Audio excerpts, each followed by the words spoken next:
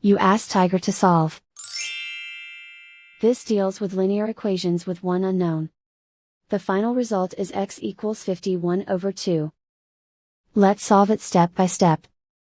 Simplify the expression. Expand the parentheses. Multiply the coefficients. Simplify the arithmetic. Combine like terms. Group all constants on the right side of the equation. Subtract 15 from both sides. Simplify the arithmetic.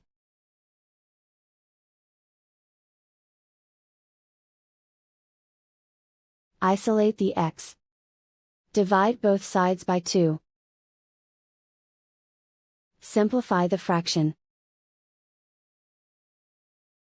And so the final result is x equals 51/2.